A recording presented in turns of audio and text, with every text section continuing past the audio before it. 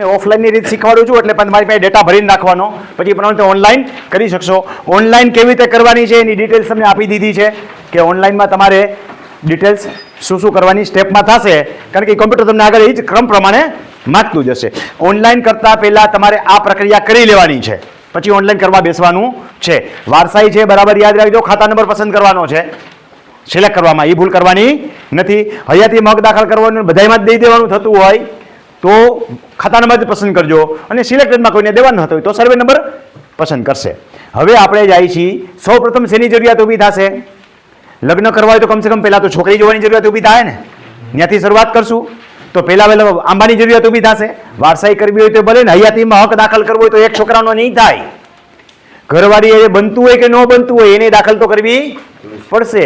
એમાંથી જે ગુજરી ગયા હોય એને બતાવવો પડશે, એનું ડેથ સર્ટિફિકેટ જોશે, બતાવો તો પડશે જ આંબાની અંદર, નહીં બતાવો તો હાલશે નહીં. છોકરો ગુજરી ગયો હોય, એના લગ્ન થઈ ગયા હોય તો એની ઘરવાળી દેખાડવી પડશે.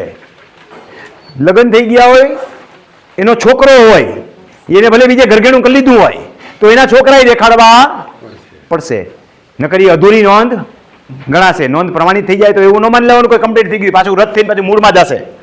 એટલે આંબો તૈયાર કરતી વખતે કોઈ બાબત છુપાવવાની થતી નથી. તો આંબા માટે પહેલાં હવે સેલ્ફ ડિક્લેરેશન છે. પહેલાં 50ના સ્ટેમ્પ ઉપર એફિડેવિટ થતા હતા, હજી ક્યાંક ક્યાંક કરાવડાવે છે. રાજકોટમાં જ કરાવતા હતા, હવે હમણાં મહિનો દી ત્યાં નથી કરાવતા, હવે સેલ્ફ ડિક્લેરેશન ચલાવે છે. સર્ક્યુલર 6 મહિના આવ્યા પછી એક હરખી અમલવારી ક્યાંય થતી નથી, પણ હળવે થઈ જાય બધે. તો જ્યાં સેલ્ફ ડિક્લેરેશન હાલતું હોય ત્યાં સેલ્ફ ડિક્લેરેશન કરી નાખવાનું, જ્યાં માગે ને એફિડેવિટ કરીને દઈ જ દેવાનું, દલીલ કરવાની નહીં કે આ સર્ક્યુલર છે સરકારનો, એમ એફિડેવિટ કહીને આપી દેવાનું. તો વારસાઈ આંબો જ્યારે તમારે બનાવવાનો છે ત્યારે તમારે શું શું લઈને જવાનું છે ખાસ કરીને?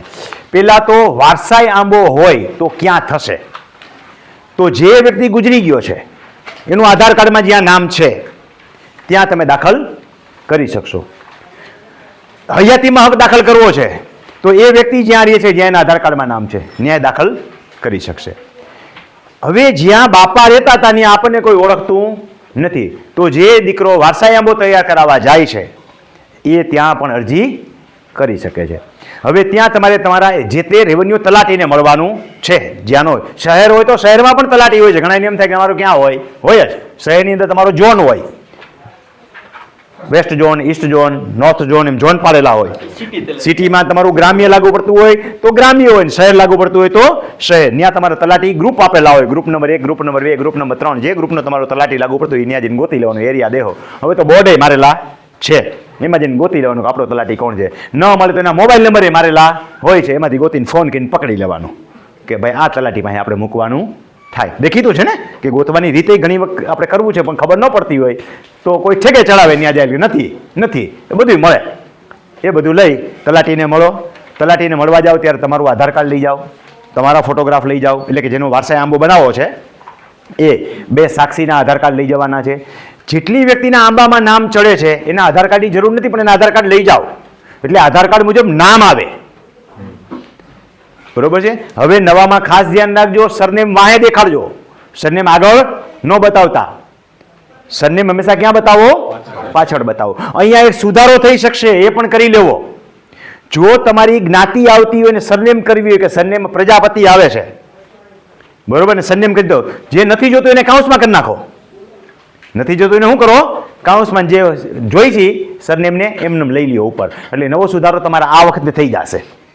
સમજાણો ને? ખાતેદારી તૂટશે પણ નહીં તો ખાતેદારી તૂટવાનો બધો પ્રશ્ન ઊભો થાય, જ્ઞાતિ વગેરેનું લોચો હોય તો એ સુધારો તમને અહીંયા એક વખત કરવાનો ચાન્સ પણ મળે છે. વારસાઈ આંબામાં જે હોય સ્પષ્ટતા સાથે દર્શાવો.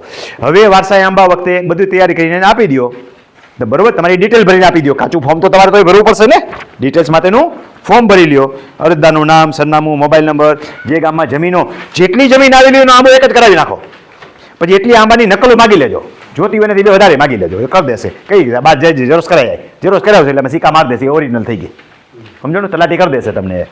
પણ એક સર્વે નંબરનો જ આંબો બનાવશો તો હાલશે નહીં, એક ગામનો જ બનાવશો તો બીજા ગામમાં શું કરશો? પાછા વળી નવેસરથી પ્રક્રિયા કરવાની જરૂર નથી. એક જ વખતે એ બધી પ્રોપર્ટી દેખાડી દો.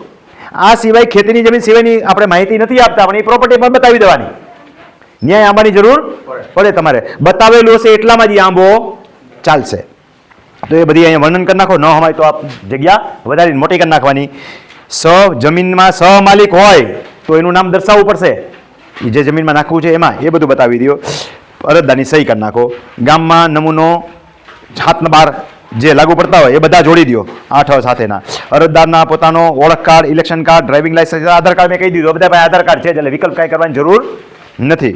વારસદારમાં આવતા મન્નાના આંબાનું કાચું ડ્રાફ્ટિંગ તમારે બતાવી દેવાનું, તૈયાર કરીને ઘરેથી લઈ જવાનું કે ત્યાં બેઠા બેઠા માથું ગજવાડશો પાછા કે આનું નામ શું છે. એના નામને આધાર કાર્ડમાં જોઈ લેવાનું. એટલે જ મેં કીધું ઉલામણું નામ જુદું હોય અને ઓલું નામ જુદું હોય. એટલે જ કીધું કે આધાર કાર્ડ પણ ભેગા લઈ જવાના અને એ પ્રમાણે આખો કાચો આંબો બને. જ્યાં કડી તૂટતી હોય એને આંબો લંબાવી જાઓ. તમારે જેટલો આંબો કરવો એટલો કરી શકશો. કડીને લંબાવો. જ્યાં કડી તૂટી હોય ને તો ખાસ લંબાવો. જ્યાં કડી ઊભી રહીને ત્યાં સુધી લઈ જાઓ. હયાત વ્યક્તિ હોય ત્યાં સુધી લઈ જાઓ. છેલ્લા 3 દીકરાઓ, માનો કે કોઈના આંબો બનાવે છે, એનો એક દીકરો હયાત નથી, એનો એક દીકરો, હવે એ દીકરાએ લગ્ન કરી લીધા છે, એના પાછા 3 સંતાનો છે, એમાંથી એક ગુજરી ગયેલું છે, તો એ દેખાડો અનમેરિડ હોય તો. બરોબર છે? એટલે ત્યાં સુધી કડીને અટકાવો જ્યાં એ કડી હયાતની પૂરી થતી હોય ત્યાં સુધી, અને પછી આખો આંબો જે છે એ તમને બનાવી દઈએ, સહી સિક્કા કરી દઈએ એટલે એનું કામ પૂરું થઈ ગયું. હવે ક્યાં જાઓ? હવે તમારી જ્યાં જમીન આવેલી છે અલગ અલગ જગ્યાએ એના રેવન્યુ તલાટીમાં જાઓ. હવે ક્યાં જવાનું થશે? અલગ અલગ જગ્યાએ. આ એક ગામમાં આવેલી છે તો એક ગામમાં, વત્તા બાજુના ગામમાં આવેલી છે તો ત્યાંના રેવન્યુ તલાટીને પાછા જુદો હોય તો જુદો મળો. બધી જગ્યાએ અલગ અલગ નોંધ પડશે અને ત્યાં જે છે તમારે પ્રક્રિયા પણ અલગ અલગ કરવાની રહી. ઓનલાઈન કરો તો પણ અલગ અલગ કરવાની રહી. ઓનલાઈન એક ગામના બધા સર્વે નંબર ભેગા આવી જશે પણ બીજા ગામના તો ભેગા નહીં આવે. સિલેક્ટ નહીં કરવા દે તમને, અંદર દેખાશે, ડિસ્પ્લે જ નહીં થાય. તો એ અરજી જુદી કરી નાખો.